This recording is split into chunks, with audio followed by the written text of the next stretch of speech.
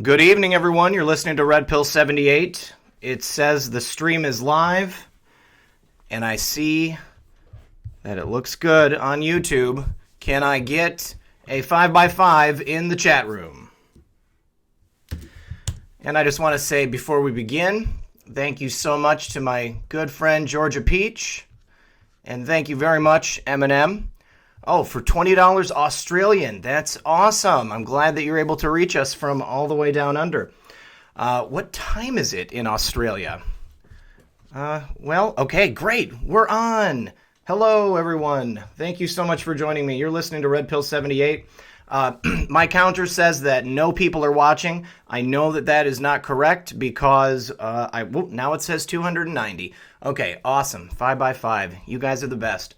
All right, so right now you can see on the screen I've got my Make Venezuela Great Again graphic for Red Pill News Saturday Night Live stream, 1 p.m. Awesome. Okay, 1 p.m. Yeah, because we've had a lot of stuff happening down in Venezuela. Venezuela is not immune to all of the craziness that's going on in the world, and maybe it's even crazier down in Venezuela than we know. We have a special guest who's going to be joining us. My friend, she's actually a humanitarian or political refugee. She is here in America in an undisclosed location.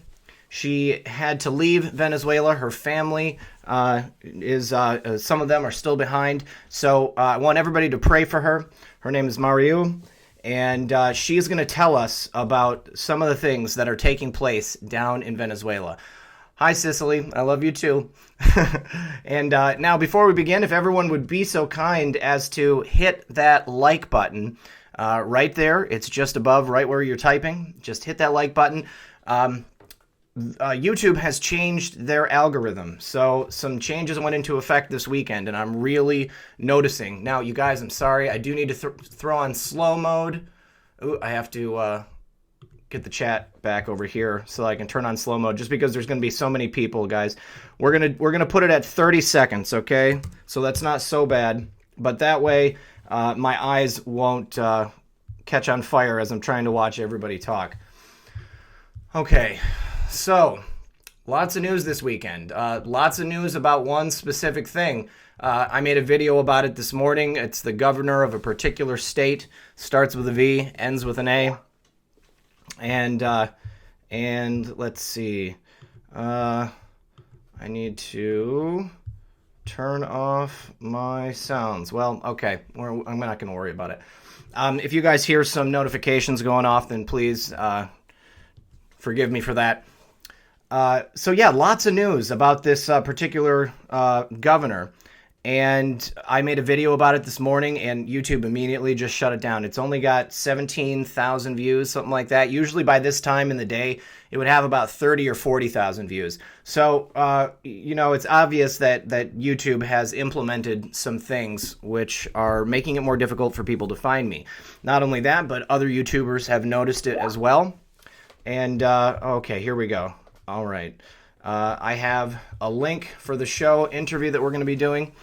Yeah, so they've made it more difficult for people to find people like me. Chris Picks, if Michael Jackson were alive today, do you think he'd be rooting for the children or the traffickers? I personally think that Michael Jackson would be rooting for the children. I'd like to say that it was never proven. Michael Jackson was never convicted of doing anything inappropriate with children. Now, did he act inappropriate with children? Yes, definitely. But I think that Michael Jackson was the victim of some really horrible things himself. And because of that, he wanted to hold on to his childhood, and he wanted to, I guess maybe, make things better for kids. But he was a messed up guy. He didn't know how to do that. I think that he thought that he was a kid. In his mind, he was a kid. And I think that the organized smear campaign against Michael Jackson shows you that he was not part of that network. Christine Siebel, happy Groundhog's Day, you guys. Thank you so much for the super chat. Do you guys know if Punxsutawney Phil saw his shadow today? I don't know. Now, and again, like I said, the only reason that I'm holding out judgment for Michael Jackson is because he was never convicted of something. I wholeheartedly agree. He was inappropriate in the way that he interacted with children. But I also know that he was, Michael Jackson said curse words to them. I don't know what that means. Define inappropriate. Michael Jackson having sleepovers with children. That's weird. That's definitely weird. You know, I don't know that anything happened between Michael Jackson and kids. I do think that Michael Jackson, yes, Matt redacted, Michael Jackson did not have a childhood. And I know that he was abused by his father. His father was a tyrant, apparently. I also know that Michael Jackson was more valuable to his record label Dead Than Alive, just like Prince. Okay, you've got a couple of different artists that have, found themselves on the, the bad. Hey, Lady Q. Okay, you guys, I gotta let my cat in. Hopefully she's gonna be quiet. Hang on just a second. Okay, you can come in, Simone. Come on. Okay, come here, honey. Come here. Come up on my shoulder. Come on. You can come up here. All right. My cat wants to be in here with me so badly. This is Simone, not Smokey. Smokey is a big fat Maine Coon, and she pretty much sleeps all the time. Let's see. We got almost 1,000 people watching. Awesome. Everybody who has gotten here since I started, thank you very much for joining me on Red Pill News Saturday night live stream. We've got some interesting things to talk about tonight. So first of all, we're going to start off with the unrest in Venezuela. So let me see if we can translate this here. In Barquisimeto, EDO, Lara, I don't know what that means, GNP is withdrawn and allows citizens to mobilize in support of the president.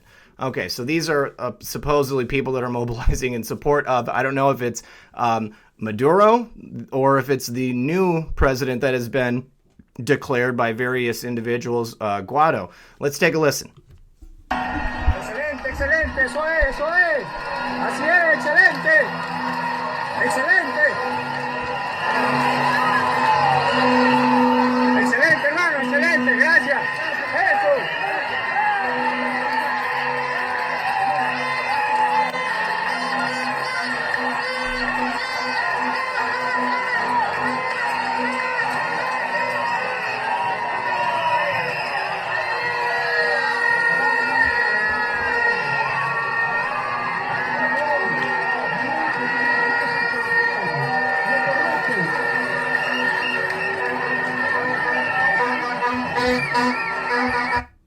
You guys, I just realized that I wasn't on the screen.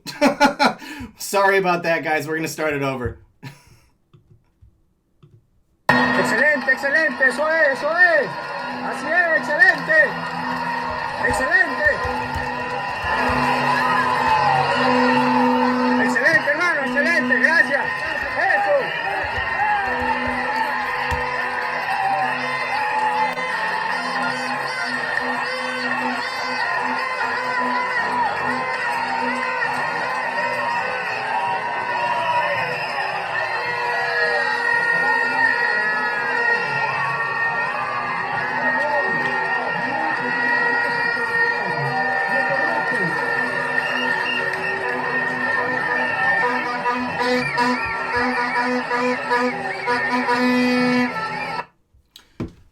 All right, so I saw a couple people saying the stream was messing up. Guys, if the stream messes up for you, then just refresh the screen, and it should make it better, because I've got good stream health here, and things are looking good. Diana, thank you so much for the super chat. I'm glad you're checking in from your nephew's musical. Hope that he's doing a good job. Maybe get some video footage of us for that, and then we can support him.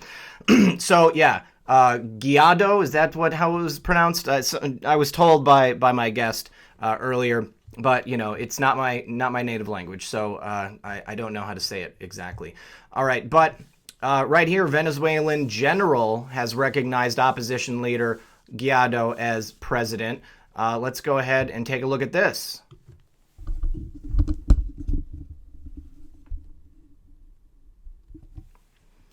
All right, this is loading up here, and I'm going to blow it up so you guys can see this.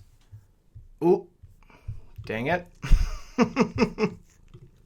There we go. Yeah, please, you guys, do smash that like button. That helps get the word out about this video. It helps it come up in people's threads, their home screens. Obviously, we know that not everybody gets the notifications, but this is from Caracas. A high-ranking Venezuelan Air Force general has said he disavowed President Nicolas Maduro and now recognized opposition leader Juan Guaido as interim head of state, according to a video circulating on Twitter on Saturday. Hey, Gina. Thank you for the super chat. Oh, you guys are watching on TV? That's awesome. I've got an Apple TV, so I always watch YouTube on my TV, like in bed while I'm just, waiting to go to sleep. So in the video, General Francisco Yanez, a member of the Air Force's High Command, called on other members of the military to defect. The High Command's webpage lists him, along with a photo, as the Air Force's head of strategic planning. On his Twitter account, the High Command accused the general of treason. Well, it's a pretty big claim, and honestly, when you're in the midst of a revolution, I mean, that's pretty much what it is.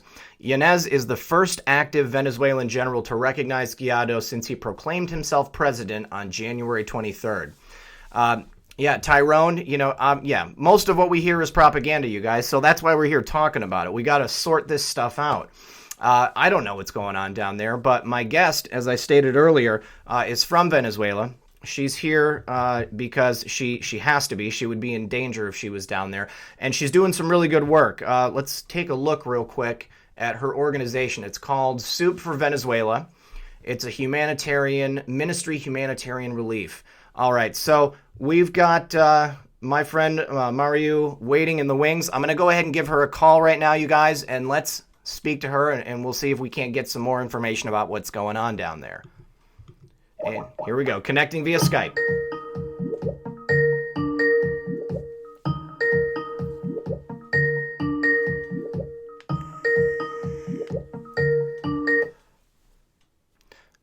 Hello? Hello? Hello, Mario. How are you? I'm good. How are you? Fine. Let me try to see if this thing is giving me the... Now? Yep, I can hear you. And I can hear you too. Okay. There is no feedback? No, there's no feedback. As long as you have your volume turned down on whatever you're watching the program on, then it should be good. Now, before we begin, I just need to say Nate Moore Sr., thank you very much for the super chat.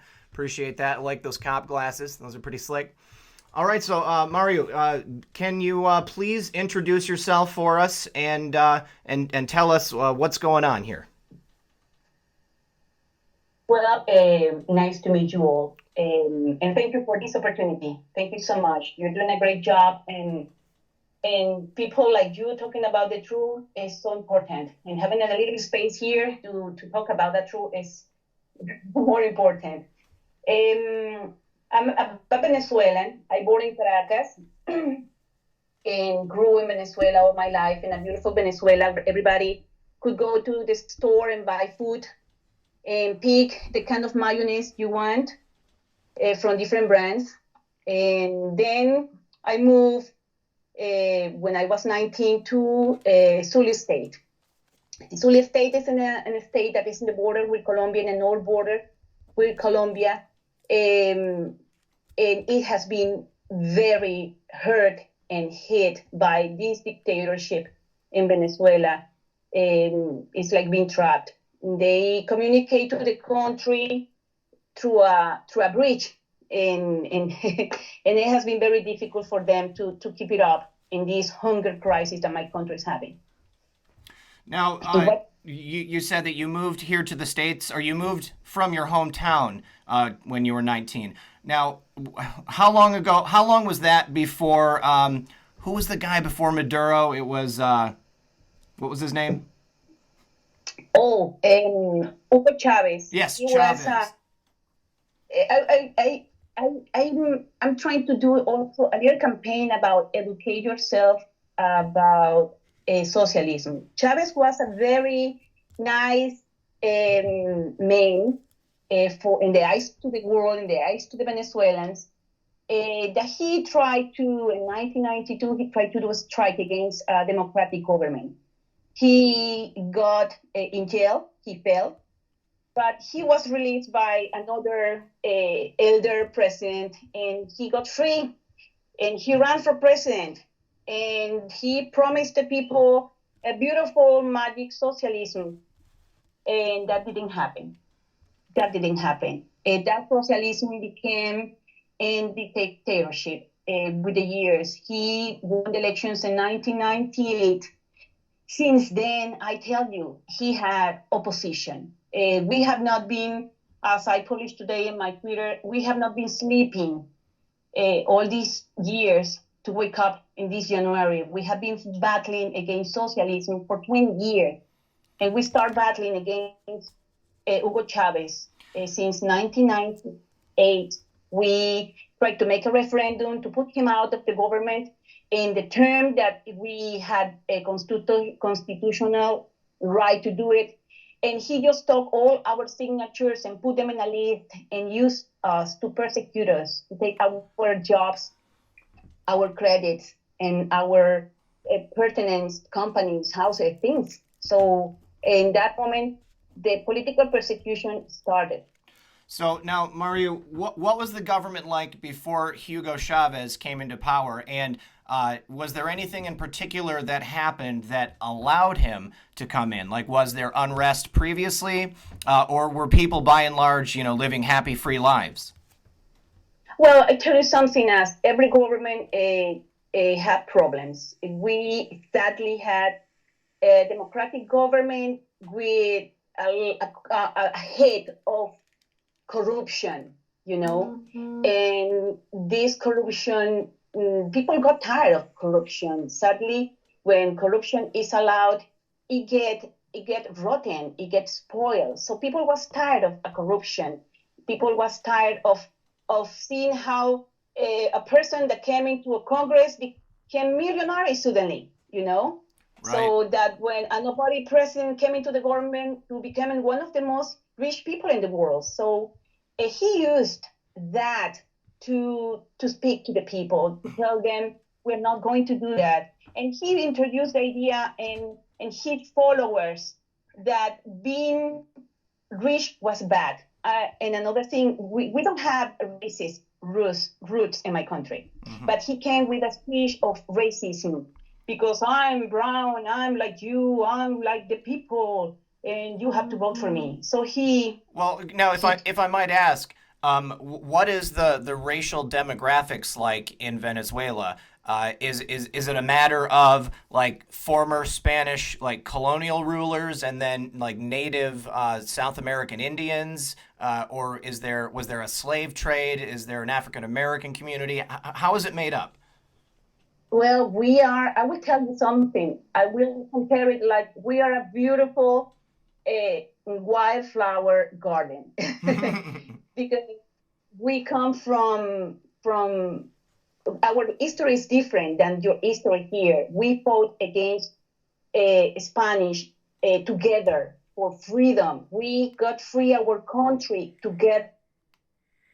We went to the battle against the Spanish to get our country free together. In the battlefield, we had black blood, Indian blood, white blood, mestizos, mulattoes. So we all share the history of becoming free together.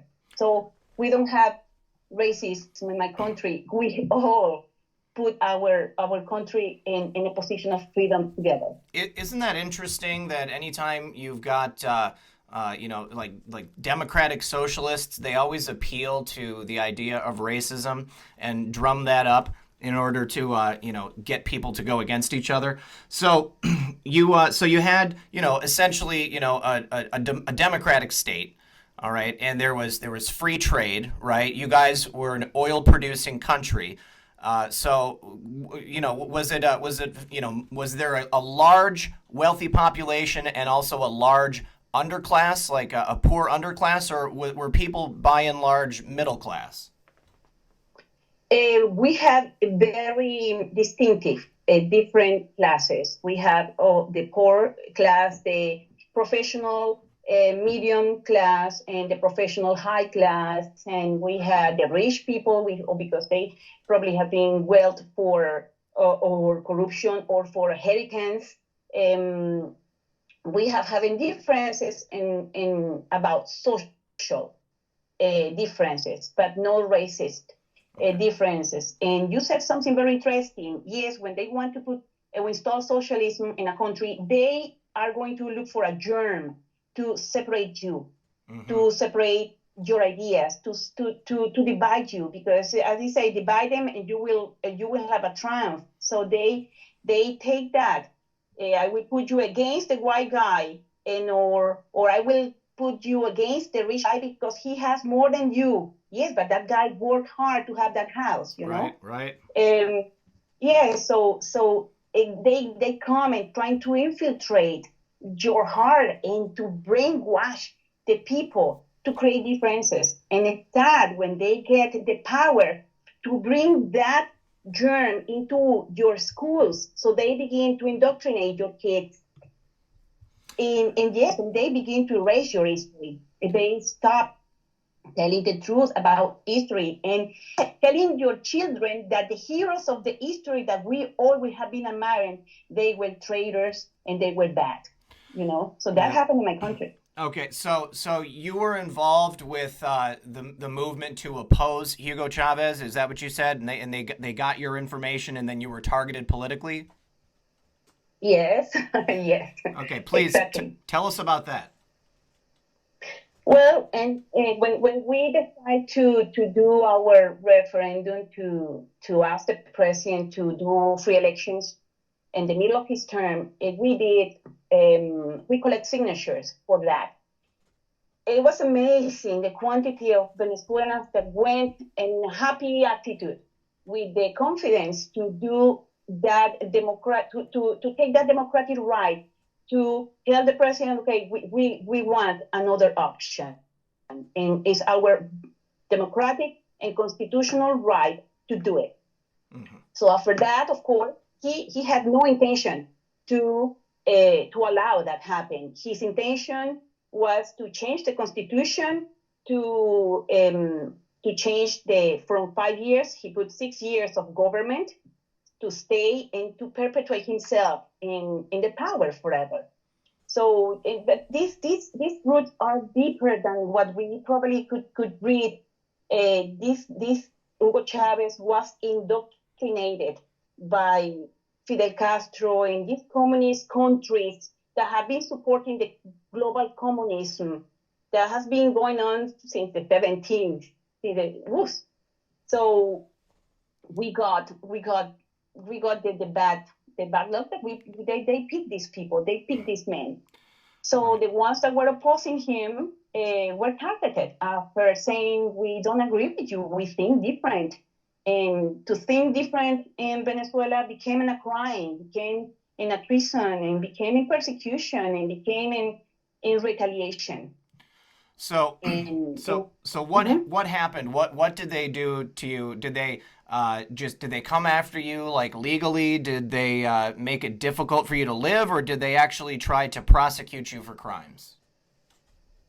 To the normal people, to the not too important normal people, they just had a list with because in Venezuela we have an ID. Venezuelan ID it contains our number, our information. Okay, so if you went to go to look for a company, you study, you went for a job, they will look for you in a list, and you were in the list because you were against the government, you won't get a job. Wow. And if you were working, you will lose your job for that. Wow. And then you were unemployable. And I knew a lot of engineers, a lot of lawyers, a lot of people that killed themselves for losing their jobs, that they began to make little cupcakes to try to survive and bring food to their homes because they were not able to work in the line of work anymore because this. And it's sad because Venezuela had a good history of professional background. We have been an oil country for years, from the 20s. And all that intelligence, all that knowledge start escaping from the country, looking for another route where to find job to make a new living.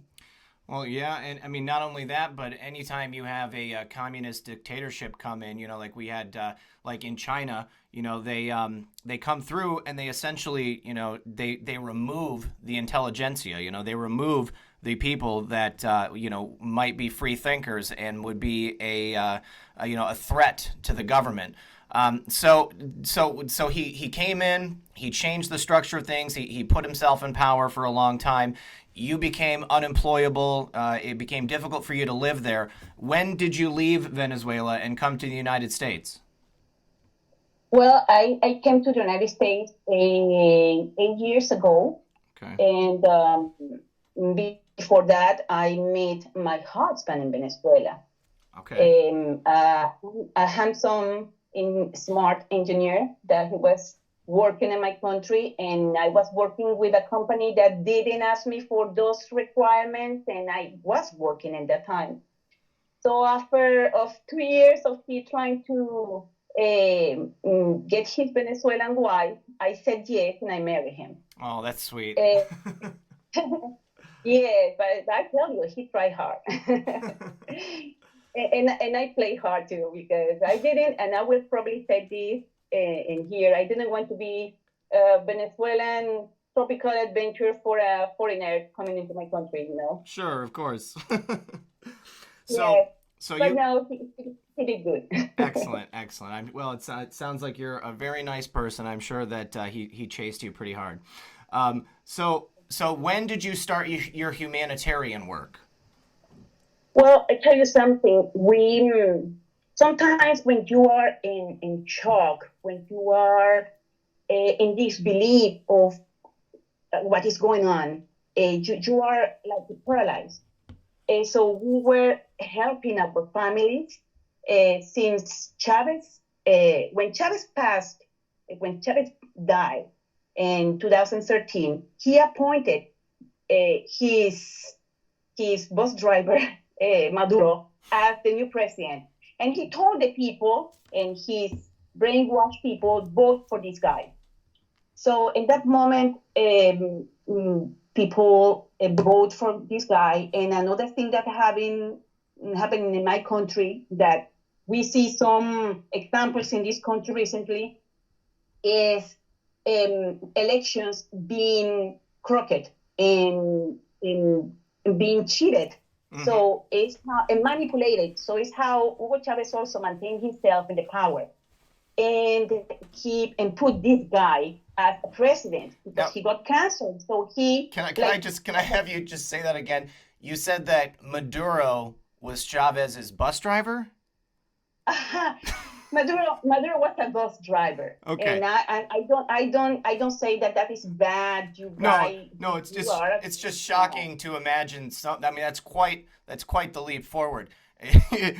Did he have political experience before he became the president, or was he appointed? Was he appointed by Chavez? Yes, before Chavez died, because that I won't lie to you. Chavez had when he was alive, he had a kind of a charisma, you know, Right. and he was very folk people, and so he won the heart of those that were poor, were humble, and he manipulated a lot of that, the heart of the people with that. But when he was about to die, and he was in very obvious uh, sick condition, he told his people, "You are going. If something happened to me, you are going to vote for Nicolas Maduro." And of course, the people are, "Yeah." When when Chavez died, that's another story, very crooked about his death. The guy was dead, but then they didn't say that he was dead. Something happened recently here in this country too. But well, that's another thing. Yeah. And well, so they convocate to because they convocate to elections, and of course, this guy won because the elections were not They were rigged. Yes, they were not correct. Right, legitimate. They weren't legitimate. They were corrupted. Yeah. Yes, because in my country something happened, and I'm sorry if I'm talking too much, but in my country something happened And listen to this. It's amazing to see that in a 30 million country, you see voting Colombians, Cubans, Russians, Iranians, people from other countries that they are not citizens, and also the dead people also vote. Oh yeah, we got that problem here in America. Dead people vote all the time. Oh yeah, I tell you, my mom died like 23 years ago, and my mom votes every year. In every election, my mom votes. Oh my goodness. Well, tell us about your humanitarian organization, Soup for Venezuela Ministry. Oh well, so last year a friend of mine that had to escape from Venezuela, my beautiful friend, she's in Chile right now trying to make a new living. She recommended me to do something else.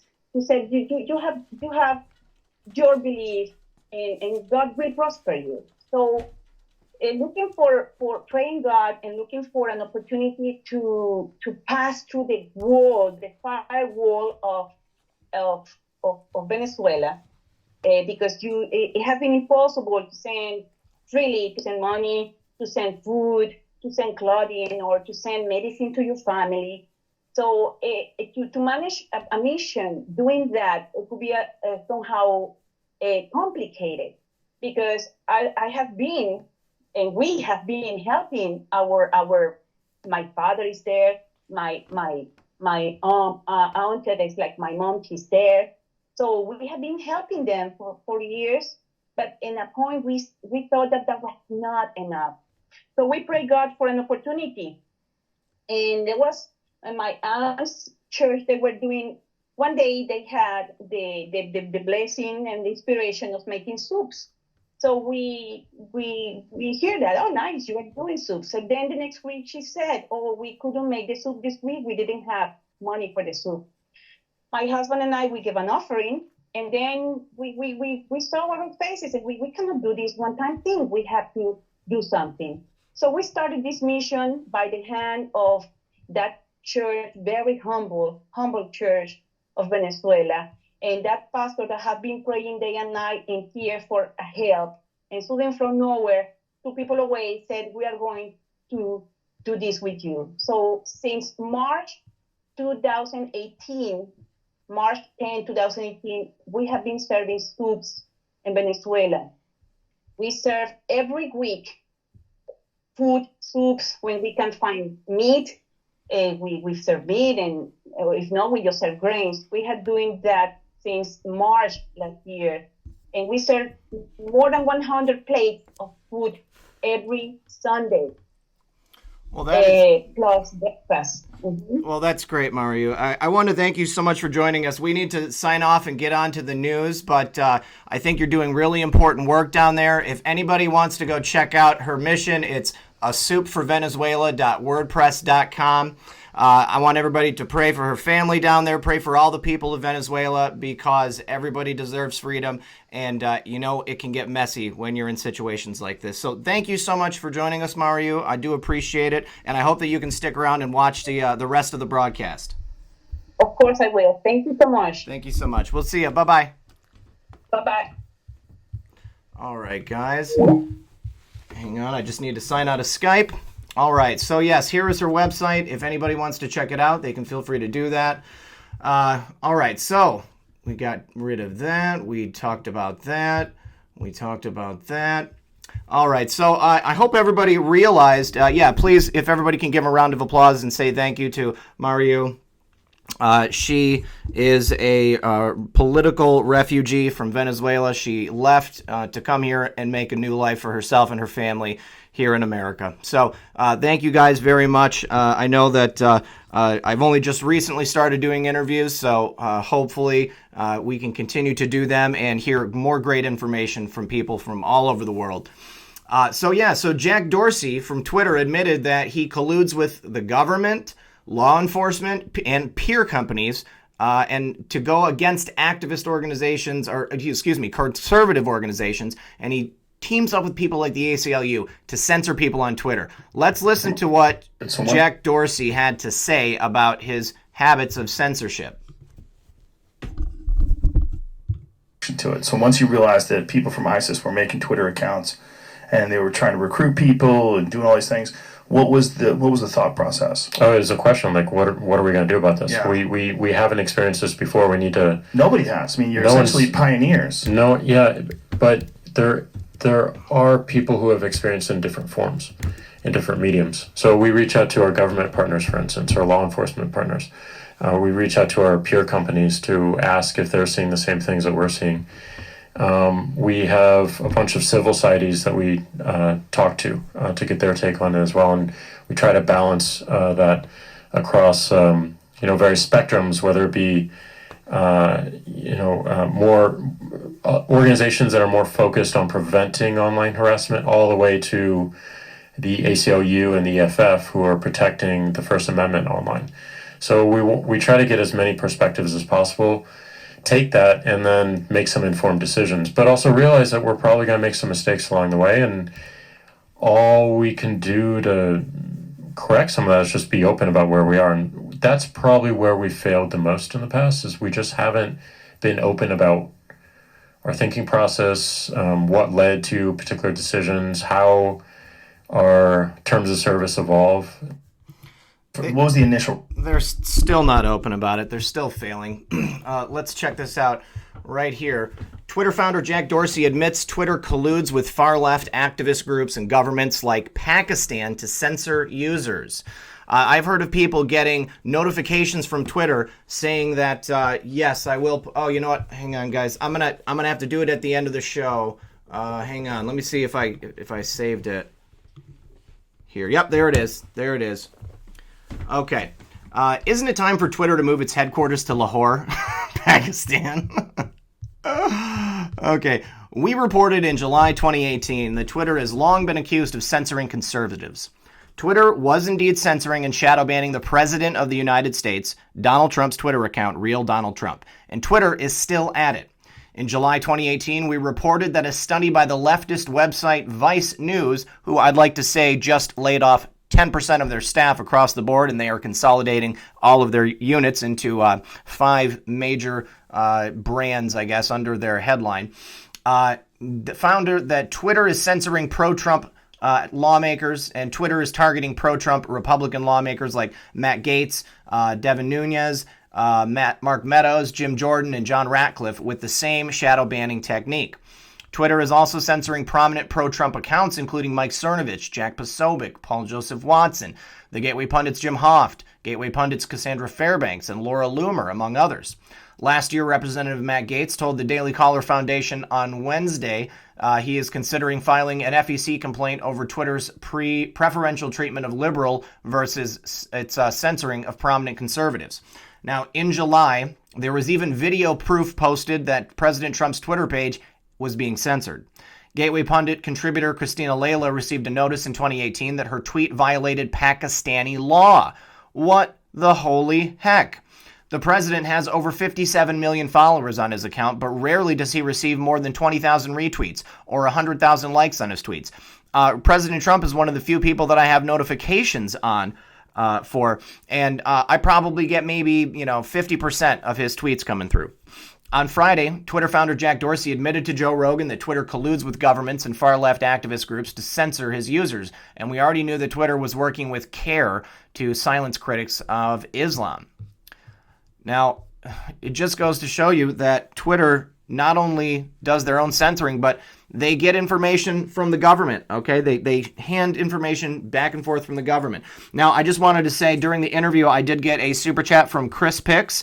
Thank you so much, buddy. And also my good friend God's Guy. Thank you very, very much. He and his lovely lady Gina are watching from the comfort of their living room tonight.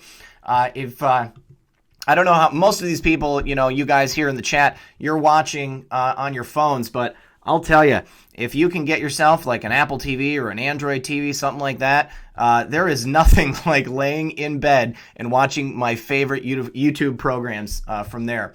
Now, we have a story here from Politico. Remember, guys, a couple weeks ago, there was, that the courthouse in D.C. had been shut down, and they were doing some mystery case in there with the grand jury. But Mueller role confirmed in subpoena battle with mystery firm.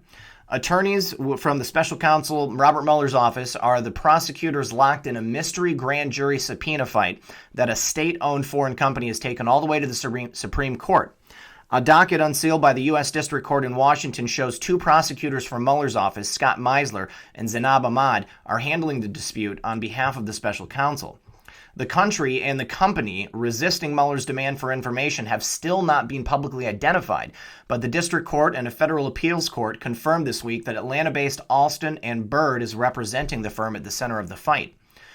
Alston and Bird's clients have included Russian interests, including a Russian oligarch, although it's unclear if the present fight involves a company from Russia or elsewhere. You know who I think it might be, guys? I think it might have something to do with Rosatom.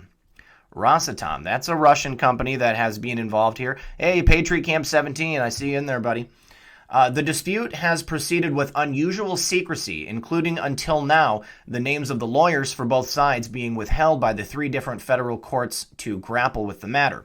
However, with journalists pressing for more access to the details of the fight, the district court released a docket sheet Wednesday, laying out a timeline for the filings in the dispute. With no fanfare, the same court posted a slightly less redacted version of the docket online Tuesday. The new version revealed the names of Meisler and Ahmad, as well as four attorneys for the foreign company, Brian Boone, Ted King, Emily Costin, and Carl Gherkin. On Friday, the D.C. Circuit Court of Appeals unsealed a document also naming Boone and King as lawyers for the company in that court.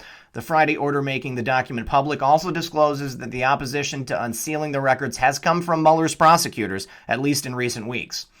Now, I do need to say, Michael Matthews, thank you so much for the super chat. He says, thank you, RP family, for hearing some truth about Venezuela, the handsome husband you heard about. Oh, Michael, this is Mariu's husband. That's great. Thank you so much, buddy. I appreciate that. And we appreciate her stopping in and telling us about what's going on.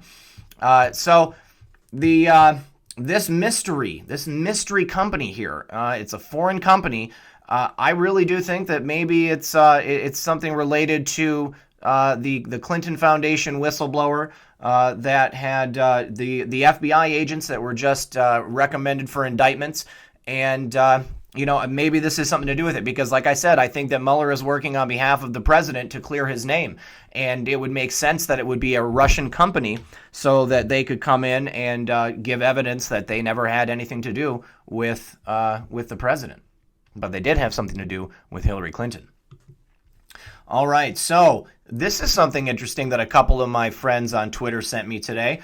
A River House duplex with a Rothschild pedigree for $22.5 million. So the Rothschilds have put up one of their a sprawling duplex that they own in New York City.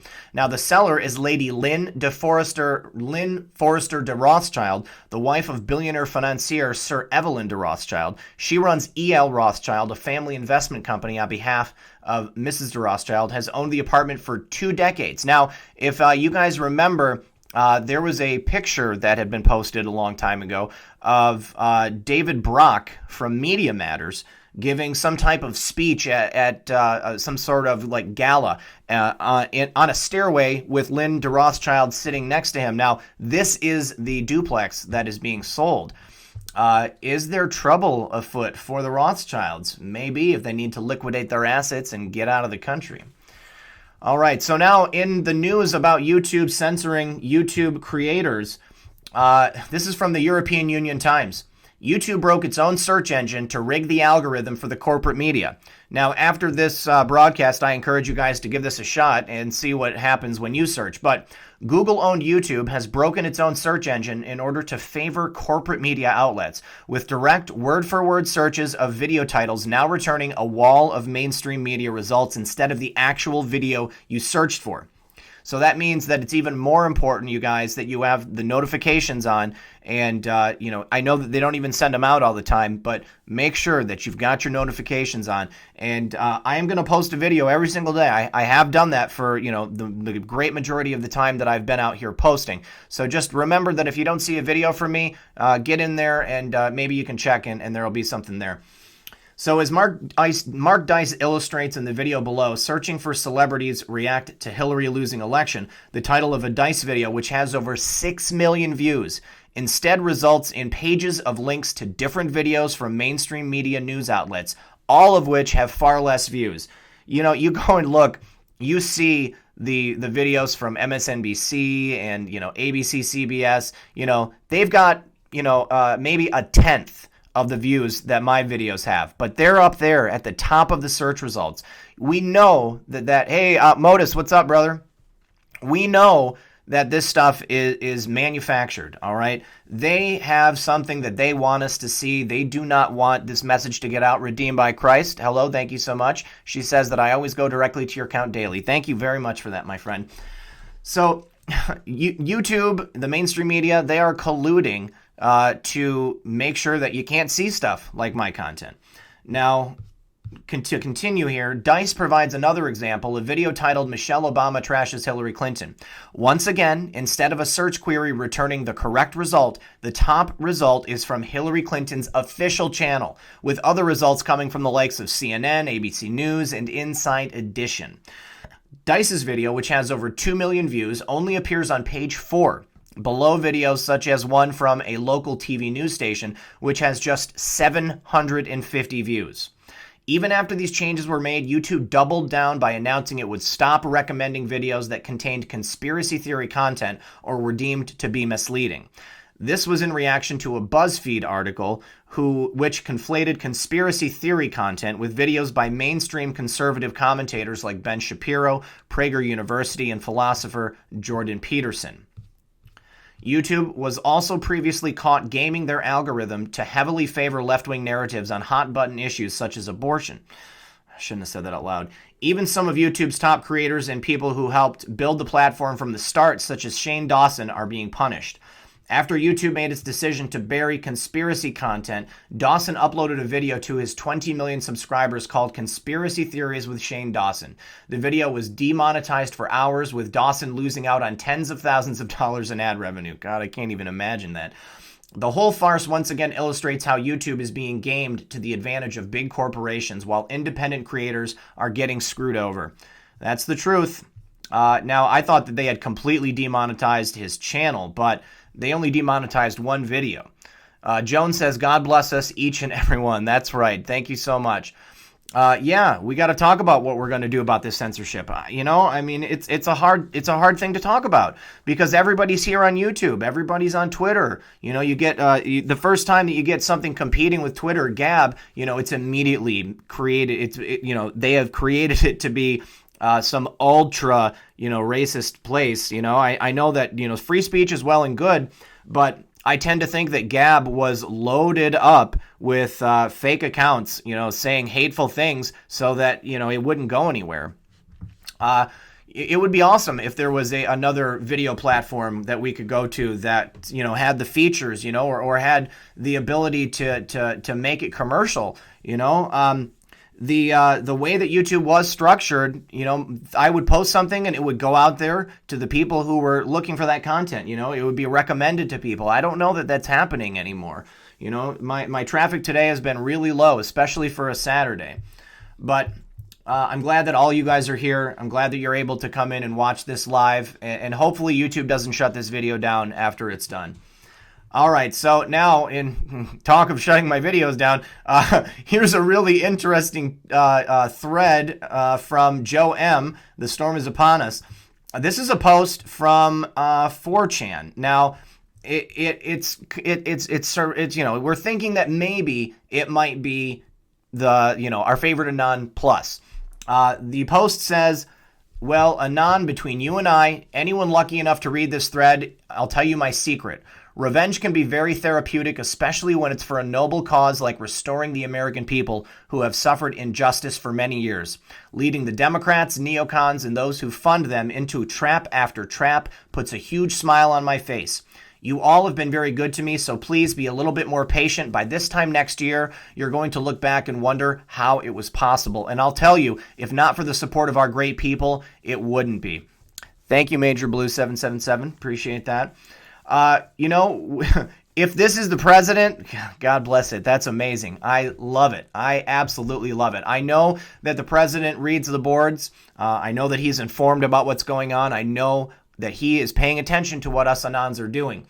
But, we don't know. We don't know if it's actually him. I sure hope it's him, though. Gosh, because the idea that, we've only got one more year to go. Man. So listen to this from Miss Ain427 on Twitter. Breaking 17 p.m. news. Fox News posted a video that said, urgent, 17 p.m. President Trump, breaking news today, 2219. Oh, my likes just went down by 20. Oh, my God. That's crazy. Well, if everybody out there would help out and go like this video as you're watching it so that we can get more eyes on it, that would be so helpful. I see that the number of people watching just did jump up a little bit. I'm showing 1,419 right now. But look at this. Fox News, 17 p.m. Shemaya Story says, we need a Patriot social platform. I completely agree. I wish that there was somebody out there with the funds to put that together for us. But I think that perhaps once everything goes down with the plan and everything has been cleansed of these people, we might be able to use YouTube in an honest fashion. But yeah, if we had a Patriot social media platform, that would be great. You know what, you guys? Now that I think about it, somebody just showed me the other day on Twitter that they are creating a social media platform for Patriots. And I'm going to get his information, and next week, we can talk about it. Bethany Broussard says Minds.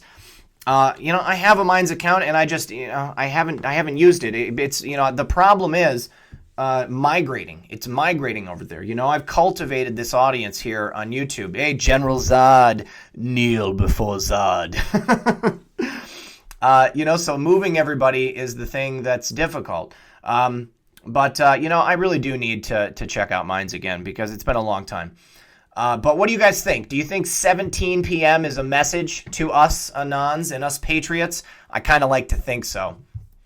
All right, so that is it for that section. Now we're going to get into some more notable crumbs.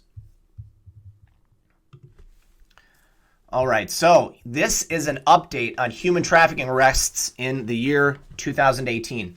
In fiscal year 2018, the Justice Department initiated a total of 230 human trafficking prosecutions, charging 386 defendants and convicting a record 526 defendants. The department continued its successful anti-trafficking coordination team initiative, working with partners in the Department of Homeland Security and the Department of Labor.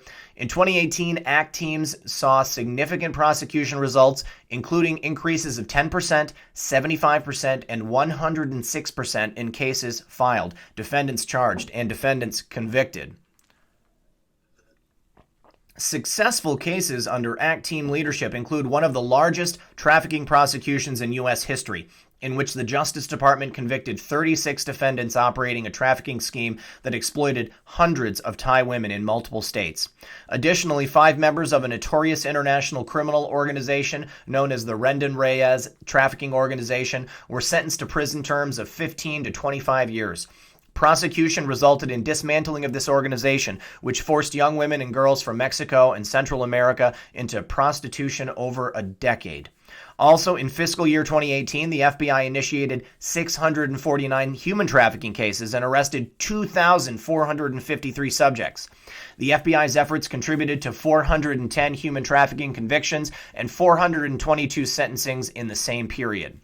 The department's Project Safe Childhood marshals federal, state, and local resources to better locate, apprehend, and prosecute child traffickers and other individuals who exploit children, as well as to identify and rescue victims. This collaborative effort yields powerful results, including, for example, 5 indictments and 3 superseding indictments charging a total of 19 defendants with child trafficking offenses against children in Southern District of New York. Remember, we actually covered that a couple weeks ago, guys. Yes, microchip has been debunked. Microchip is a fake, you guys. I don't like to come out against people here on my channel because I like to keep it positive, and I certainly don't want to start wars, but microchip was debunked. All right. Okay, so moving on to our next story from the Conservative Daily Post. Democrats protect federal employees guilty of sexual misconduct. Can you guys believe this? Apparently, the Me Too movement doesn't apply to federal workers. Democrats refused to support a proposal that would block them from receiving pay raises. Of course they would, because half of their constituents are probably on this list. Now, Muffin, stop. House Democrats on Wednesday showed how much they care for the Me Too movement. They rejected a GOP proposal that would block federal employees who were disciplined for sexual misconduct to receive the same pay raise as everyone else. Congress has the power to vote raises for all federal employees, including themselves. And with the rejection, Democrats have basically said they want their fellow predators and monsters to get the same money as everyone else. Republicans attempted to add the provision to legislation proposed by Democrats to give federal workers a 2.6% raise. The Republican proposal was to simply stipulate that workers disciplined for sexual misconduct be exempt from the raise. That makes sense. Yes, Muffin is my dog, and she was trying to turn around in my lap, and she got caught on my hand on her ribs. The poor girl.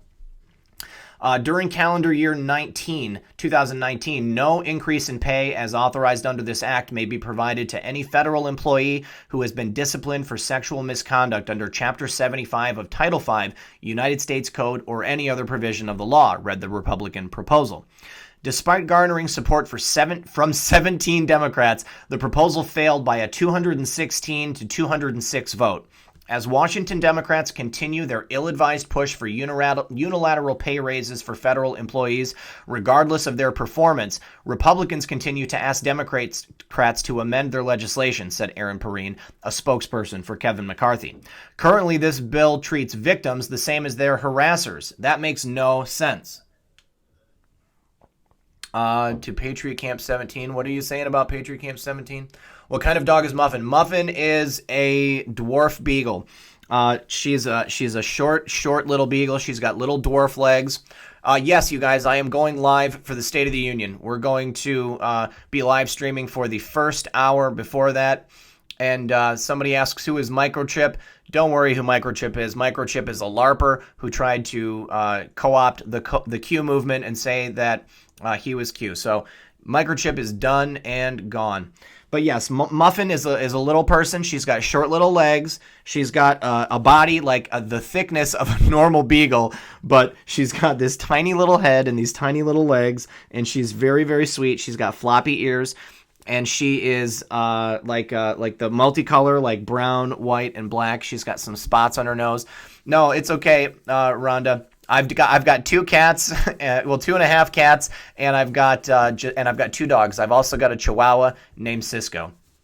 Oh, big hugs to you too, Cisco Lady Liberty. Thanks for stopping by again. Among the members who opposed the proposal was Representative Tony Cardenas, Democrat of California, big surprise, who was sued last year by a woman who says he drugged and groped her when she was 16 years old. Cardenas chaired the vote for the Democrats. Of course. The bill passed without the amendment on sexual misconduct and now goes to the U.S. Senate. Louisiana Rep. Mike Johnson, chairman of the Republican Study Committee, called the vote just wrong. Email me at redpill78 at protonmail.com if anybody has anything they want to send me. I've got a lot of emails to get caught up on, you guys. I got a lot over the last couple days, and I've just been so busy I haven't been able to get in there. Today, House Democrats voted to reward individuals who have engaged in sexual misconduct with a pay raise, Johnson said in a statement. Thanks to their votes, those who have been disciplined for these behaviors will be given the same across-the-board pay increase that their victims receive. Unfortunately, this legislation passed the House for no other reason than the majority party could not stomach a common-sense solution offered by the minority, he said. We are appalled that this is what governing has come to in our country. The American people deserve much better than this. Hey, LJ, thanks. I'm glad you liked the show last night, brother. Such a blatant rejection of decency and respect for the Me Too movement is what we what we can expect for the next 2 years, many people argue. And perhaps the uproar over Governor Northam is just a way to ensure this victory is buried deeply in the news and forgotten. That makes a lot of sense. Muffin is she is the mascot of the channel, Mommy the Patriot. That's right, she is. Oh, and Simone's here too now. She's on the desk and Muffin's in my lap. All right, so Simone, honey, you got to move so I can get to the next story. Okay, and this is along those same lines. Again, we know that Democrats love their sexual misconduct. And Chuck Schumer, his aide, misconduct was revealed during late Friday news cycle. Maybe that is why they brought that Governor Northam stuff out. They had to bury something. A top aide for Senate Minority Leader Chuck Schumer was reportedly quietly forced to resign in November 2018 over improper sexual relationships with junior staffers that made some of his colleagues uncomfortable. Matt House announced in November 2018 he was leaving Schumer's office, where he had served as communications director for the past 6 years. Prior to that, he worked for Joe Biden's 2008 presidential campaign. Wow. Speculation swirled about why House left his prestigious role, especially given that he did not transfer into another high-profile gig. But according to the Huffington Post, House was forced out because of inappropriate sexual relationships with Schumer staffers. Chuck Schumer got jealous. HuffPo reported the story Friday night while all eyes were on Virginia Governor Ralph Northam, a Democrat who admitted to wearing certain things and a robe in a 1984 yearbook photo. Upon learning that he had inappropriate encounters within the office and that it was making some staff uncomfortable, he was asked to leave, a spokesperson for Schumer told HuffPo. House also acknowledged that he behaved inappropriately, attributing his problems to excessive drinking. Hey, yeah, that's right. Hashtag RedPill78 Army. I deeply regret the mistakes I made on the number of occasions when I had too much to drink, and I apologize to anyone who was affected by my behavior, he said. I have always respected all of my colleagues, and I was horrified to learn that I made anyone feel uncomfortable. In the past 3 months, I've stopped drinking, and I've committed to making myself a better colleague and person. Well, good for you, Matt. I know myself that drinking can cause extremely bad behavior. Drinking or inebriating yourself with anything can cause you to do things that you wouldn't otherwise normally do. But it really doesn't excuse it. It's an explanation, but it's not an excuse. So perhaps he will find some respite now that he is no longer in his position with Senator Schumer. Okay, now in the Get Woke, Go Broke category, MAGA on the menu. Restaurant owner apologizes after declaring eatery a MAGA-free zone. Somebody didn't tell him that Trump was saving the country. The owner of a San Francisco eatery who banned pro-Trump apparel from his restaurant apologized Friday, saying his remarks only served to amplify the anger taking place across the country. Celebrity chef and cookbook author J. Kenji Lopez Alt posted the apology on social media days after he came under fire for banning the famous MAGA hats from his property. Lady Q, thank you for the super chat. She says, SNL would not be the same without your furry comrades. Love this Q family. I love you guys too. And yes, she's right. It would not be the same if I was not surrounded like Dr. Dolittle with a bunch of animals. So my messages were intended to reject anger, hate, and violence and indicate that these shouldn't be welcomed in our society and aren't welcome in our community, he posted. Patty Patriot says it's going to come apart for real. It's going to come apart for the left real soon. Hold on, people. That's right. They are going to realize that their culture of hate and shame is coming back on them full swing. I just watched a video from Tim Pool today about a woman who was some kind of SJW virtue signaler. She believed a false claim that her best friend had sent a sexually explicit photograph to someone. And it didn't actually happen. Well, she got this guy kicked out of his band. She got him kicked out of town. He lost his job. Get woke, go broke. That's what happens. I understand that many interpreted my words in a different context and construed a message of hate directed at them. This was not my intent in any way, and I am so sorry for my recklessness, he added. Well, if you guys are ever in San Francisco, I say don't go to J. Kenji Lopez Alt's eating establishment. What's up with that name? J. Kenji Lopez Alt. Oh, man. All right. So moving on to our next story. We have, this is in relation to the F-15 fighters. Okay, so we're going to start here. I missed one. There we go. All right. MAGA on the menu, always. MAGA is always on the menu with RedPill78. All right, so you guys remember the favorite Anon who had posted the picture of the F-15 fighters.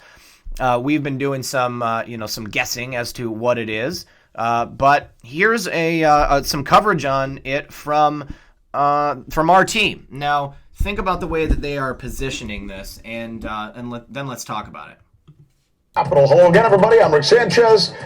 We are starting our newscast tonight with a remarkable piece of video that should serve, if nothing else, as a reminder that we live in a dangerous world filled with really unimaginable military technology.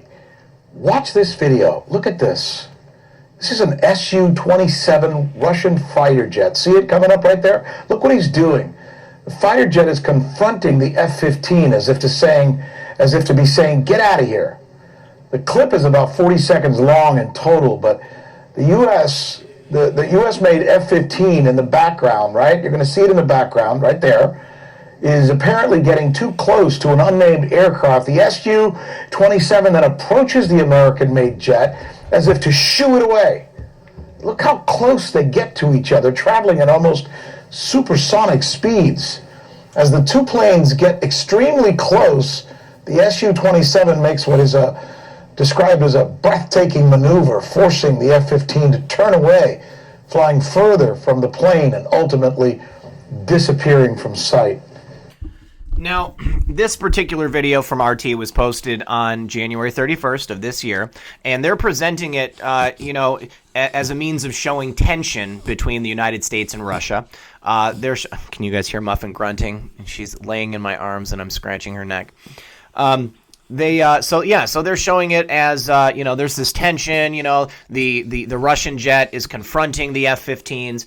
Well, keep in mind, we've got that post from our favorite Anon regarding that F-15 jet. There actually is an article that did not pop up. Here it is right here. So just a couple weeks ago on January 15th, the Air Force Times published this photo in this article. Now, we had shown some articles that were from a couple years ago, but right here, as the U.S. military battles Islamic State militants in the Euphrates River Valley, it has conducted more airstrikes in Syria in recent weeks. The greatest increase in airstrikes came after the Trump administration ordered a surprise withdrawal from Syria December 19th. Thank you, Mommy the Patriot. Thank you so much. I appreciate that. She says I have a heart of gold, and I'm not going to argue with her because I do love animals. Somebody had asked earlier if I can talk to animals, and the answer is yes. Muffin and I definitely communicate with each other, and so does Cisco and even Simone and Smokey. I can talk to them, and they definitely are able to tell me what they need. So maybe I'll make a muffin picture, or I'll do like a muffin decal and put them on a website. Frogmaster6219, I like that name.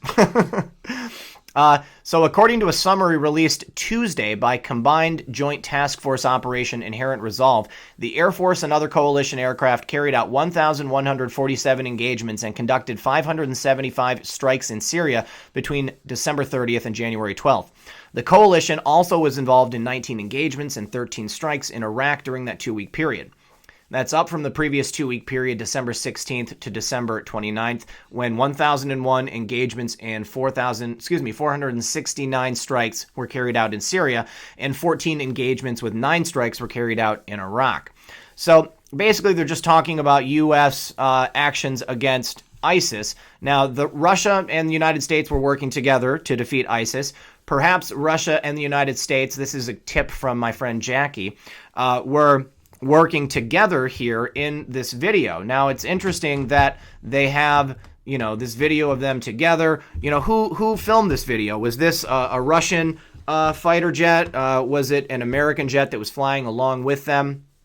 But maybe they're working together because they're getting ready to take out some more important deep state targets, like they did in Syria and in Iraq, like we were just shown here in this article. I think that there is something about this article that our favorite Anon was pointing us to, because this picture has been used multiple times, but it was used specifically very recently. I believe this is the most recent use of it.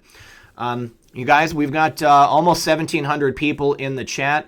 If there's anybody watching that is not subscribed, I would so appreciate it if you subscribe. I do 2 live streams a week, Friday and Saturday nights. I put up videos once a day. Muffin is sniffing the microphone right now, so you might hear her. Oh, God.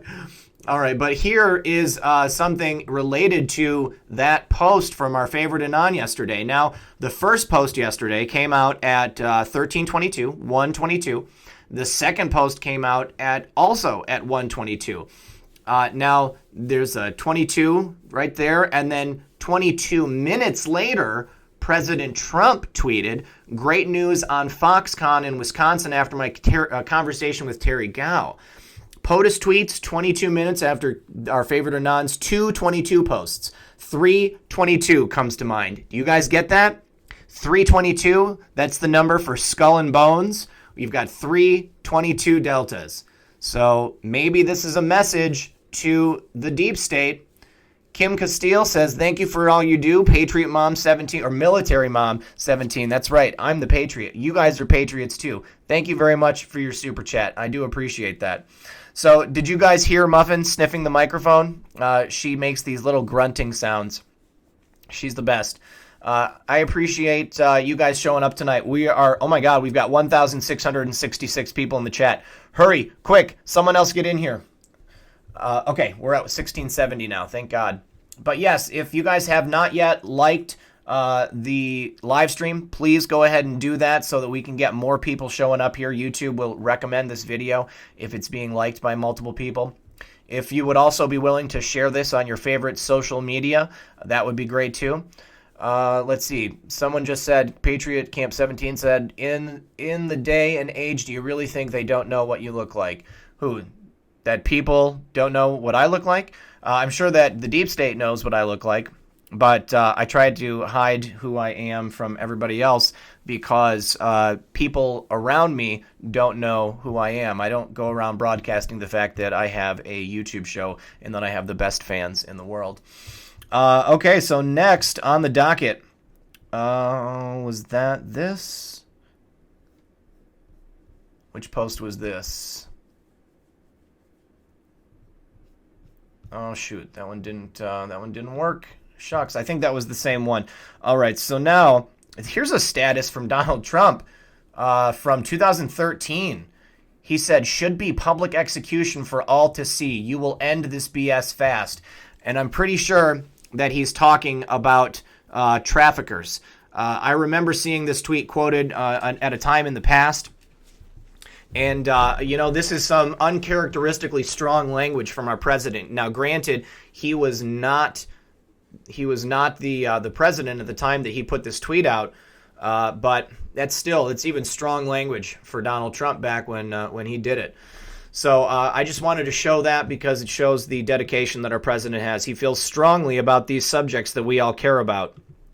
Now, here is a tweet from my buddy Methods on Twitter. He says, apparently we work for the Kremlin now. Laughing, crying, rolling on the floor face. The second most tweeted topic for the Russian troll accounts was QAnon. One of the Kremlin's favorite tactics is to inspire confusion and doubt, to sow distrust in the government. QAnon certainly does that. No, I take issue with that, NBC News. QAnon does not sow distrust in the government. QAnon sows distrust in the deep state, in our handlers, the people that have taken over our government so many years ago. So let's take a look at this article and get a good chuckle. All right, so a new batch of troll accounts identified by Twitter as having ties to Russia's propaganda operation revealed an emphasis on promoting far-right conspiracy theories such as QAnon to Americans. Now, what do they do, guys, when they try to get something and cut it out, when they want to take something down? You attach Russia to it. Ma-Russia. Ma-Russia. Patty Patriot, I'm here for you too. Thank you so much. So now NBC News has resorted to calling QAnon a Russian troll operation.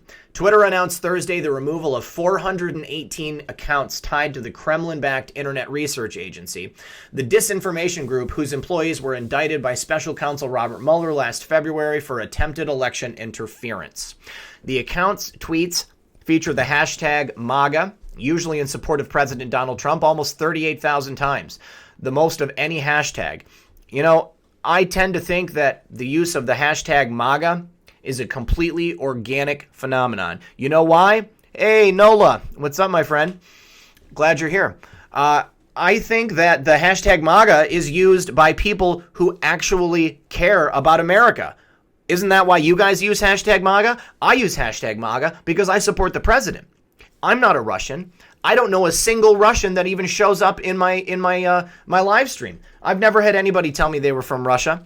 But this is, again, it's propaganda. It's propaganda against the people. That's what NBC News is. In all, the 400-some accounts tweeted more than 900,000 times. At the time, close allies of Trump brushed off suggestions that release the memo, which trended on Twitter, was boosted by Russian influence. No, that was boosted by Americans who wanted that memo released because they knew that it would show that the president was vindicated. MAGA, hashtag MAGA. Use it at least once a day, guys. Ian Train, Len Train, is that you? If you would like to speak to me, anyone, if you would like to speak to me, I would really like to speak to me, have you speak to me through my email, redpill78@protonmail.com. I think I'm going to do a medical show next weekend. So if you have something that you are related to the medical industry, to the pharmaceutical industry, and you would like to come out and speak about your experience, especially with opiates and the way that Purdue Pharma pushed those out to people and tried to hook vets and people who had never taken opiates before, I want to hear from you. Now, Floricio says, go Patriots, just like our President Trump is a true patriot. Winner, hashtag MAGA. That's right, my friend. Thank you for that super chat, and thank you for that message. We are all patriots. That's why we're here. We're not Russian bots. NBC News is afraid of us because they know that we are gaining real influence. We have power, okay? There is power in information, and that's what we're putting out. My best friend here, God's guy. No worries, bro. I would take a bullet for you, and Gina is a black belt. We got your 6. Oh, thanks, you guys. Appreciate that. Appreciate the super chat. I got your back too, my friend. Now, if... you know what somebody else suggested to me the other day, guys? That we should have like a Patriots referral network. We all make a living, okay? Like YouTube, this is a job for me, albeit a job that I love. I love being able to come here and do this, and I am happy to have YouTube's advertisers pay me to bring this information to you, because if it wasn't for that, I wouldn't be able to do it. Christine Weiss says, appreciate you, Red Pill. Thank you so much for the super chat. You know, the support of people is what allows me to do this. It's what allows me to keep my equipment updated, to be able to bring this message out to you guys. So I think that it's a great idea to have a Patriot referral network. We all make a living. We all do things. We all have, unique talents. What if we could come together and support each other in a network where, like, you guys need like a certain service or something to do, then we can come to this network and we can, bring each other our expertise, and we can help each other make a living at the same time. All right. So at the time, close allies of Trump said, oh yeah, release the memo. That was totally organic. Russian trolls have nothing to do with releasing the memo. That was a vote of the Intelligence Committee. Exactly. Well, some now purged users spam Twitter with tweets repeating the hashtag release the memo. Well, maybe they did, but, it was still an organic movement. When removing the spam-style messages that included multiple hashtags, the second most tweeted topic for the Russian troll accounts was QAnon. A baseless conspiracy theory. Look at that. Look how scared they are. A baseless conspiracy theory that claims Mueller and Trump, they're secretly working together to take down a global pedo ring run by celebrities and Democratic politicians. Boom! Guess what, guys? When they say it, when they tell you it's not true, it must be true. So we are over the target. Great Awakening, hashtag follow the white rabbit, which are catchphrases for QAnon followers, are also featured prominently in the Russian trolls' tweets. Nina Jankowicz, a global fellow at the Kennan Institute focusing on Russian and technology, told NBC News that QAnon's often outlandish narratives about a secret global cabal, so true, fueled by the United States, fits well with Russians' propaganda larger narrative. You guys, hold on, I need to put the mute on so I can hit my vape.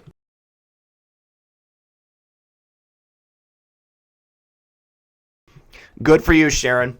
Good for you. If anybody has found themselves to be under the power of opiates or anything else, there is help out there, okay? There are ways that you can get off it. I know it's probably very, very scary, the idea of, all the pain and the discomfort that you're going to have to go through, not to mention whatever you're going to have to deal with once you're off of them. But it is possible, you guys. It is totally possible.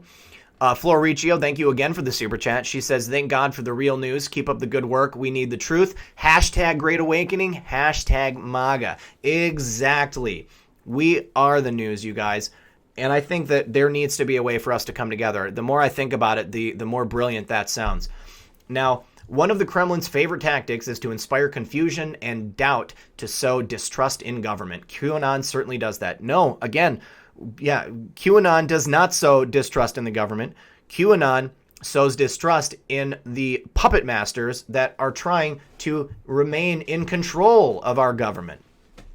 There are plenty of good people in the government, and they are working at our behalf. I am just disgusted by NBC News. Amplifying the conspiracy theory also makes it look like it has more supporters. No, it has hundreds of thousands, if not millions of supporters. QAnon is worldwide, NBC News. QAnon, a more elaborate offshoot of the P-Gate conspiracy theory, came to prominence when several Trump supporters showed up at President Trump's rally in Tampa, Florida this past August, carrying Q signs and wearing T-shirts supporting the conspiracy. In the last year, believers in the conspiracy have also been in armed standoffs. No, they weren't. And one blocked the Hoover Dam. No, that was fake. A QAnon-based conspiracy theory on the OIG report.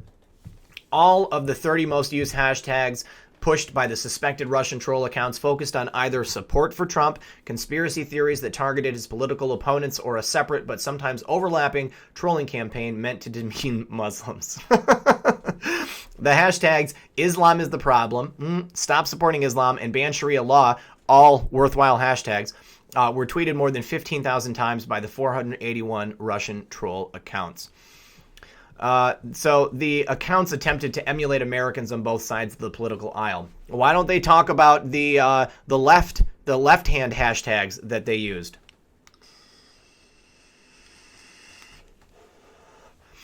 One account identified by Twitter as a Russian troll account, Courtney Shante, posed as an African-American woman. One of her tweets received more than 66,000 retweets. Dear white people, it's a privilege to learn about racism instead of experiencing it in your whole life, the tweet read. The account was even featured in several news articles, including a Mashable story dubbed Dear White Women, Here's How to Step Up for Women of Color. Jankowicz said the widespread dissemination of the tweets is a good reminder not to trust everything you read on social media or on NBCnews.com. It's pretty sad. Oh, the account was created fairly recently and gained a lot of traction quickly, it seems. It's pretty sad, but unless accounts use a plausible name and personal photo on Twitter, I'd advise users against interacting with them. It's all just more propaganda designed to split people apart and make people not trust each other or their own instincts. That's Bolshevik right there.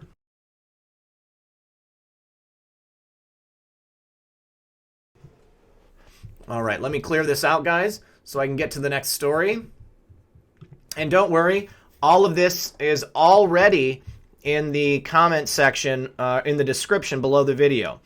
Let's see here. So we've got, Oprah's faith healer in the news. We've got something from my boy Q-Tips. Q-Tips, are you in the chat tonight, brother? Simone's back. We've got one. We've only got a couple stories left, guys. Okay. So let me move this out of the way. So do you guys know that Oprah's faith healer, Mark Rice, I'm looking for, anybody's experience. I think that all of our experiences are important. And specifically, I definitely want to hear from whistleblowers. I want to hear from people who have, like if you're a pharmaceutical rep and you were told to push OxyContin, all of that stuff. So disgraced Brazilian faith healer accused of running baby farms where girls were raped. Their infants were sold to childless couples around the world and murdered after 10 years of reportedly giving birth. This guy right here, John of God, he forced people to deliver babies and then he sold the babies. It's a disgusting practice. So a celebrity faith healer who is accused of abusing over 600 women ran a baby trafficking operation where children were then sold to childless couples. João Teixeira de Ferreira, 77, was arrested on December 17th on the outskirts of Abadiana in rural Brazil on rape charges. De Faria, who is known as John of God, became a wanted man after a bombshell late-night chat show on Brazil's Globo TV network aired accusations from 10 women of abuse at his Casa de Nam Inácio de Loyola in Abadiana. Now the activist Sabrina Bittencourt, whose investigations led to his arrest, claims the celebrity medium ran a baby trafficking operation where children were farmed in Brazil before being sold to childless couples around the world. She alleges that girls were held captive in remote farms where they were then forced to produce babies before being murdered after 10 years of giving birth. Can you guys imagine that? Can you guys imagine that? All the opioid fear-mongering is very reminiscent of the cannabis craze from the early 1900s. I would say that it's not opioid fear-mongering. Opioids are dangerous, and they addict people, and then people will end up doing horrible things to get them. Also, people are dying from opiates. People never died from any form of cannabis. Now, there was fear-mongering around cannabis. In Utah, Utah was the first state to outlaw marijuana, and it was because they had Mexican migrants coming up to do work, pick their strawberries, and they brought the pot with them, and they didn't want the Mexicans there because they were taking the jobs, so they outlawed it. And then they continued to outlaw it because it was competing with alcohol probably, and they didn't want cannabis to be used because it was good medicine for a lot of stuff. Drugs are a real problem. So it's not fear-mongering when I speak out against opiates, because I've seen opiates ruin lives. And I have people in my life that have died from overdoses, people that started out on opiates, prescription opiates, and then they moved on to heroin because they couldn't get opiates anymore, and they died because there was fentanyl in it, okay? People are dropping dead around me all the time where I live, all right? I just had a friend die last week, so don't tell me it's fear-mongering. Sorry if I'm getting on a bit of a bully pulpit here. Dean Leonard says, stay the course. We need real info. Thank you very much, sir. I appreciate it. So these are some women who accused John of God. Bittencourt told the Mirror that she spoke to women from at least 3 continents, including Europe, who claimed they bought Brazilian babies from John of God for as much as $50,000. $50,000. She said she spoke to former members of Teixeira's gang who described how the scheme worked after they became tired of being complicit in his crimes. Bittencourt, who now lives outside Brazil, claimed Teixeira would offer money to poor girls from aged 14 to 18 to go and live in mineral mines or farms he owns in the Brazilian states of Goiás and Minas Gerais. There they would become sex slaves, repeatedly forced, forcibly impregnated, and their babies ripped from their arms. She claims in exchange for food they were impregnated and their babies were sold on the black market. Hundreds of girls were enslaved over the years, lived on farms in Goiás, served as wombs to get pregnant for their babies to be sold. These girls were murdered after 10 years of giving birth. We have got a number of testimonies. This is the guy. It's all for money. It's all for sex, and it's all for money. She added, we have received reports from the adoptive mothers of their children that we sold for between $20,000 to $50,000 in Europe, Australia, USA, as well as testimony from ex-workers and local people who are tired of being complicit with John of God's gang. Appealing for others with knowledge of Teixeira's crimes to come forward, she said, I ask that the embassies of Holland, USA, and Australia demand an impeccable conduct from the Brazilian authorities. In December last year, Dutch choreographer Zahira Lenki Moas, as well as an American witness along with 9 anonymous women, alleged sexual abuse by Faria on a Brazilian TV show. Thank you so much for the super chat, Kate Pickram. I do appreciate that. So hey, if you need to take OxyContin and it's prescribed to you, okay, and you have a legitimate medical condition, I know that there are legitimate uses for opiates, okay, but they are flooded in the market. There are people who should not be taking them, who are prescribed them because their doctors put them on them, okay? So, and they did it because they had a relationship with the people that sold them the pharmaceuticals. There are people who get prescriptions and then go sell them on the black market. They get people hooked, and then once they're hooked for good, all right? So, Timber, I am totally sympathetic to people who need opiates, okay? They are real medicine for real people for real uses, but they are also misused and they are overused. And the company that produces OxyContin, Purdue Pharmaceuticals, it just came out in emails. I just did a story about this yesterday. They specifically targeted veterans. They targeted people who had never taken opiates because they knew that once they took it, they would be hooked, okay? And that's what I have a problem with. After the initial interview of TV authorities were reportedly contacted by more than 600 other accusers, including Faria's adult daughter, Dalva Teixeira. His 49-year-old daughter told magazine Veja that under the pretense of mystical treatments, her monster father abused and raped her between the ages of 10 and 14. She told the magazine that he stopped after she became pregnant by one of his employees. Upon learning she was pregnant, Dalva told the magazine that her father beat her so ferociously that she suffered a miscarriage. Somebody said, what is slow mode? Slow mode makes it so that you can only post every 30 seconds because there's so many people in the chat. Okay. He went on the run as his reputation, which had been built up over several decades, was tarnished. Michael Matthews says, breaking news, nobody saw Ruth Bader Ginsburg's shadow today.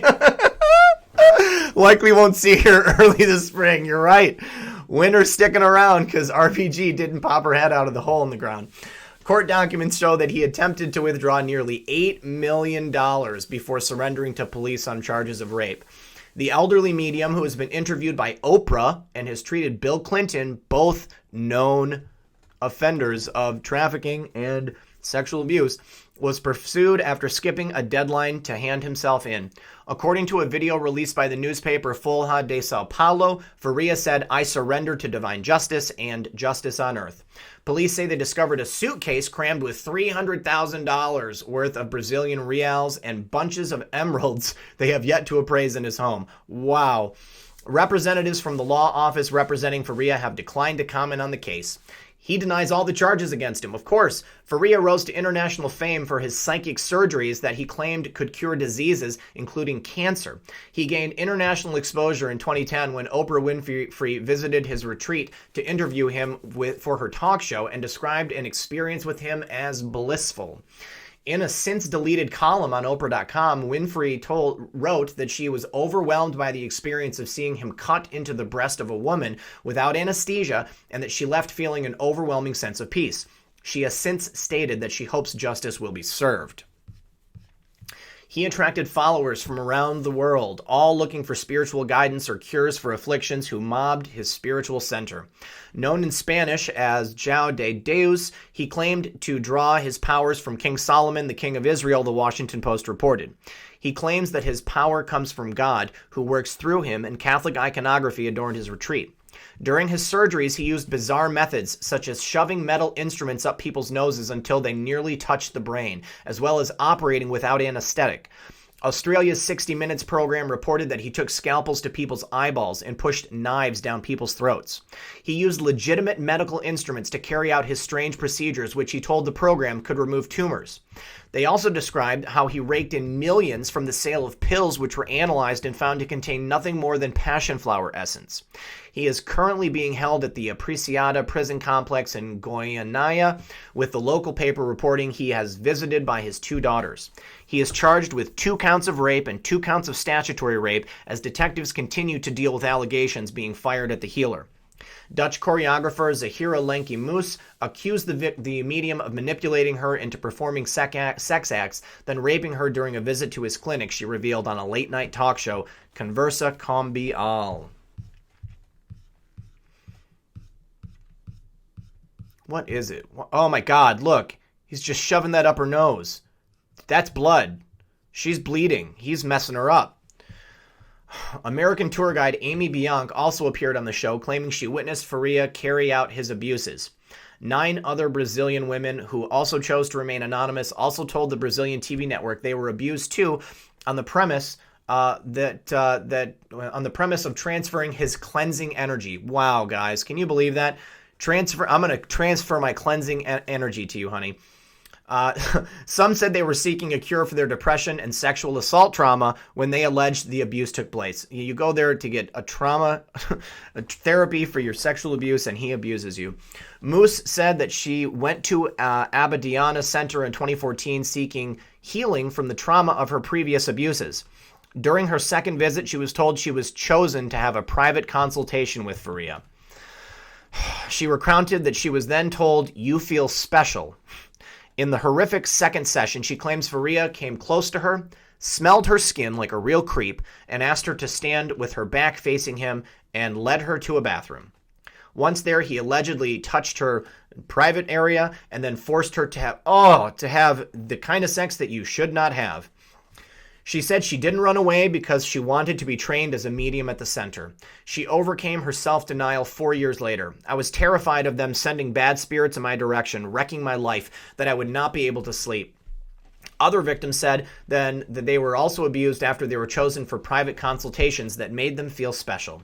They all said Faria offered them crystals and gemstones after the abuse. What a gentleman. So in something that wasn't shown here, when this guy was being, yes, Mike, demon, all right, when he was being interviewed by police, things went wrong at the police station. One of their dorm fridge blew up. Things were flying off the walls. Yes, this guy has evil energy around him. Wolf in sheep's clothing, that's right. You know, it's sad. It's sad that people are willing to take advantage of good-hearted people who want healing. You know, there are more energies in the world than we can possibly imagine. Things existing on planes of existence that we can't see, that we can't perceive. All right? It's real. It's real. There are demonic energies, but there are also positive energies out there. God has created everything in the universe. And unfortunately, there has to be a balance. And it's up to us to determine for ourselves what we need to stay away from. All right, so had enough of John of God.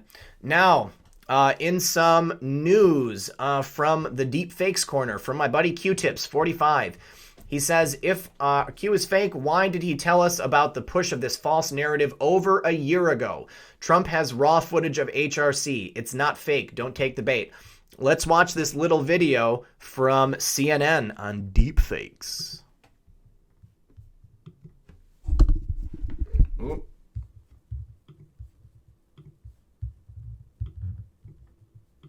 We're entering an era in which our enemies can make it look like anyone is saying anything at any point in time. That might look like President Obama addressing the nation, but it's not. It's actually actor and comedian Jordan Peele impersonating the former president, mixed with old video of Obama that was manipulated to match Peele's words. This is an example of what's known as a deepfake. It's a growing trend that's sweeping the internet. The technology can be used for some harmless fun, such as editing actor Nicolas Cage into movies he's never even starred in. In my world, it means hope. Well, here it's an S. Yes, this is actually a thing. But deepfake technology can also be dangerous. President Trump is a total and complete dip. Now, you see, I would never say these things. At least not in a public address. But someone else would. Someone like Jordan Peele. It's easy to imagine how this can begin to cause problems. This is something we should worry about. If we can't believe the video. So, yeah, I see a lot of people saying that you can still tell that it's fake. You can tell it's fake. All right?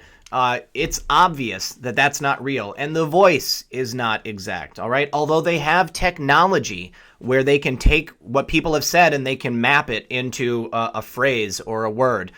Now, I have seen... I love you too, Karma. Thank you for saying that, buddy. So... You know, they're not going to get away with it. They're trying to position this so that we won't be able to believe our eyes when we see that video. Now, remember, in my video the other day, I speculated that 3/15 might be the day. You know, Q is, want to give us these little tips and have us, decipher this stuff. It's all speculation. I don't know. I don't have any more inside information, but I do spend a lot of time looking at this stuff. Now, whether or not it's that the video on the 15th or it's something else, I'm going to be watching. I can't wait. Thank you, good channel, but no one talks in chat. What do you I see a lot of people talking, Kim. I don't know what you're talking about. Let's see. Okay, so now here is our last story of the evening. Speculation that okay, so you know that all of these people that are involved with this trafficking, they tend to have pizza restaurants. They tend to also have breweries. They tend to create beer. Okay, so now this Anon makes a connection that it's all about the yeast. Why do cannibals do pizza and wine? Okay, both contain yeast. Anon believes there's an undisclosed yeast that's derived from humans. Mommy the Patriot, my email is redpill78 at protonmail.com. Redpill78 at protonmail.com. So yeast is made with bacteria. Humans are full of bacteria. How difficult would it be to extract bacteria from aborted fetal cells? Well, not very difficult, considering the fetal parts are coming directly from the woman's uterus, an incubator of human yeast and bacteria. Yeast reacts with sugars. Fetal cells are used as sweeteners. We know this. It's disgusting to imagine, but this is why I don't eat a lot of processed food. Yes, that's correct, Mommy the Patriot. Redpill78 at protonmail.com. I tried to eat as few processed foods as possible. Okay, I certainly don't drink Pepsi because it's in Pepsi. But consider the Bible instructions on yeast. This about fasting from cannibalism. Deuteronomy 16:3. Thou shalt eat no leavened bread. Note, brewery person gives much away, including the use of the double V in growler. As the world turns, how's that slice taste now, Anons? Wash it down with wine. Ugh. It's a horrible thing to think about. To think that we are unwittingly being forced to eat products that are made from human fetuses, from babies. All right, guys. Well, that has come to the conclusion of tonight's program. I want to thank everyone for joining me. If anybody would like to contact me, again, you can do so at redpill78 at protonmail.com. I've got some donation options in the description of the video below. If you're a crypto person, that would be awesome. I will totally take crypto donations. There's also a thing for a one-time cash donation using the Cash App. And then, of course, I have a Patreon, which I use only for donations. All the information is always free. And if you cannot support me financially, most people can't, just watch the commercials on my videos, because YouTube will pay to have commercials put on there, and that will certainly help support me. You guys are the best. I want to thank everyone for joining me. This has been another Red Pill News live stream, Saturday night live stream. Thanks, everyone, for joining me on this special broadcast. Good luck, everyone, and God bless.